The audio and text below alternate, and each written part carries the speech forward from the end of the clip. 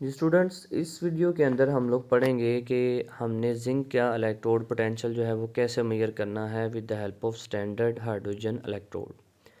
तो जैसे कि पहले भी आपसे जिक्र किया कि किसी भी एलिमेंट का इलेक्ट्रोड पोटेंशियल मेजर करने के लिए हम लोगों ने क्या करना है, उस एलिमेंट को कनेक्ट कर देना किसके साथ, स्टैंडर्ड हाइड्रोजन इलेक्ट्रोड के साथ।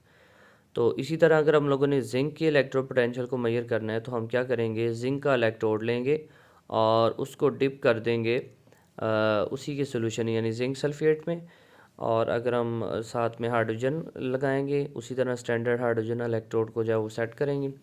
तो ये जो इक्वेशन आपको नज़र आ रही है ये हमें बता रही है कि जिंक क्या करेगा, इलेक्ट्रॉन रिलीज़ करके जिंक 2 पॉजिटिव बन जाएगा, और हाइड्रोजन क्या करेगा, उन इलेक्ट्रॉन को गेन करके हाइड्रोजन गैस में चेंज हो जाएगा, जैसे कि इस डायग्राम में आपको नज़र आ रहा है। ठीक है, इस डायग्राम में देखिए उसी तरह से हम लोगों ने दोनों सेल्स को कनेक्ट किया हुआ है। एक साइड पे जिंक है और दूसरी साइड पे क्या है, स्टैंडर्ड हाइड्रोजन इलेक्ट्रोड है। इन दोनों को हम इसी तरह कनेक्ट करते हैं और कनेक्ट करके क्या करेगा, जिंक इलेक्ट्रॉन रिलीज़ करेगा। अब जिंक के अंदर इलेक्ट्रॉन रिलीज़ करने की टेंडेंसी हाइड्रोजन की निस्बत जो है वो ज़्यादा है। ठीक है, ये हमें वोल्टेज से भी पता चल रहा है। 0.76 का मतलब ये है कि जिंक का जो ऑक्सीडेशन पोटेंशियल है वो हाइड्रोजन से 0.76 टाइम्स ज़्यादा है। तो यही वजह है कि जिंक इलेक्ट्रॉन रिलीज़ करेगा। जब जिंक इलेक्ट्रॉन रिलीज़ करेगा तो ये बन जाएगा Zn2 पॉजिटिव प्लस 2 इलेक्ट्रॉन। अब जो इलेक्ट्रॉन रिलीज़ करता है उसकी ऑक्सीडेशन होती है और वही एक्ट करता है एज एनोड। तो जैसे कि आपको ये डायग्राम के नीचे जो इक्वेशन लिखी है उसमें भी नज़र आ रहा है। अब हाइड्रोजन में इलेक्ट्रॉन रिलीज़ करने की टेंडेंसी जिंक की निस्बत कम है, तो हाइड्रोजन क्या करेगा, इलेक्ट्रॉन गेन करेगा।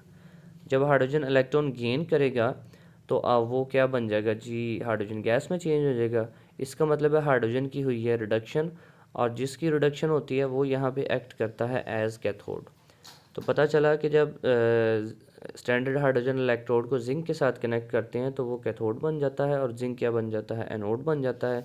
नीचे आपको ओवरऑल इक्वेशन भी नज़र आ रही होगी कि जिंक और हाइड्रोजन आयन मिलकर जिंक 2 पॉजिटिव और हाइड्रोजन गैस जो बना देते हैं। इस डायग्राम के अंदर जो इलेक्ट्रोलाइट यूज़ हुआ है वो जिंक नाइट्रेट है, लेकिन आपने जिंक नाइट्रेट नहीं लिखना, आपने जिंक सल्फेट ही लिखना है जो कि आपकी किताब के ऊपर लिखा गया है।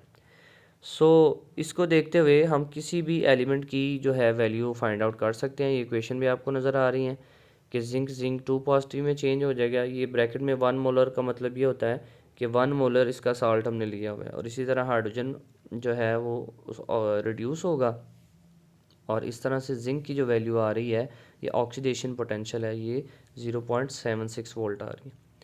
नेक्स्ट अगर हम देखें मेजरमेंट ऑफ कॉपर, तो मेजरमेंट ऑफ कॉपर में आपने कुछ चेंज नहीं करना, बस जिंक की जगह कॉपर लिख देना है और जिंक सल्फेट की जगह कॉपर सल्फेट लिख देना। तो इस तरह से क्या होगा, ये भी गैल्वेनिक सेल जो है वो इस्टेब्लिश हो जाएगा। लेकिन अगर आप ज़रा गौर करें तो इसमें अब थोड़ा सा फ़र्क है। फ़र्क ये है कि अब एनोड जो है वो हाइड्रोजन है, हाइड्रोजन इलेक्ट्रॉन रिलीज़ कर रहा है। ठीक है, और कॉपर उन इलेक्ट्रॉन्स को गेन कर रहा है। ठीक है, तो अगर हाइड्रोजन रिलीज़ कर रहा है तो हाइड्रोजन एक्ट कर रहा है एज एनोड और कॉपर एक्ट कर रहा है एज कैथोड। अब ऐसा क्यों है, ऐसा इसलिए है कि हाइड्रोजन के अंदर इलेक्ट्रॉन रिलीज़ करने की टेंडेंसी कॉपर की निस्बत ज़्यादा है। तो यही वजह है कि यहाँ पे हाइड्रोजन एक्ट करेगा एज एनोड और कॉपर एक्ट करेगा एज कैथोड। तो कॉपर की जो वैल्यू आ रही है नीचे लिखी हुई है 0.34 वोल्टेज, ये कॉपर की रिडक्शन पोटेंशियल की वैल्यू है, यानी इलेक्ट्रॉन गेन करने की टेंडेंसी कॉपर की ज़्यादा है, लूज़ करने की कम है। तो जिंक का जो वैल्यू आई थी प्लस 0.76, वो ऑक्सीडेशन पोटेंशियल था क्योंकि जिंक की ऑक्सीडेशन हो रही थी। अब कॉपर की ऑक्सीडेशन तो हो नहीं रही, कॉपर की रिडक्शन हो रही है, तो इसका मतलब है कि कॉपर की ये जो वैल्यू आ रही है ये रिडक्शन पोटेंशियल की आ रही है। तो इस तरह से हम जिंक और कॉपर की जो वैल्यूज़ हैं इलेक्ट्रोड पोटेंशियल की वो फाइंड आउट कर सकते हैं। अगर हम टेक्स्ट बुक की बात करें तो क्योंकि ये लॉन्ग क्वेश्चन के तौर पे आता है, तो ये जो फर्स्ट पैराग्राफ है SHE स्टैंडर्ड हाइड्रोजन का, ये इसको आप इंट्रोडक्शन में लिखेंगे, साथ इसकी डायग्राम बनाएंगे और उसी तरह कंस्ट्रक्शन लिखेंगे इसकी।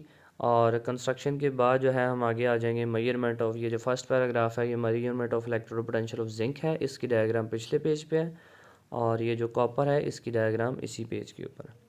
तो बेटा ये लॉन्ग क्वेश्चन है आप लोगों का, ये आप लोगों ने अच्छी तरह जो है वो याद करना है। इसमें से शॉर्ट क्वेश्चन भी आते हैं, जैसे कि एक शॉर्ट क्वेश्चन मैंने यहाँ पे मेंशन कर दिया है, इसको भी आपने देखना है। लेक्चर के अंदर मैंने इसका आंसर जो है वो दिया हुआ है। ठीक है जी।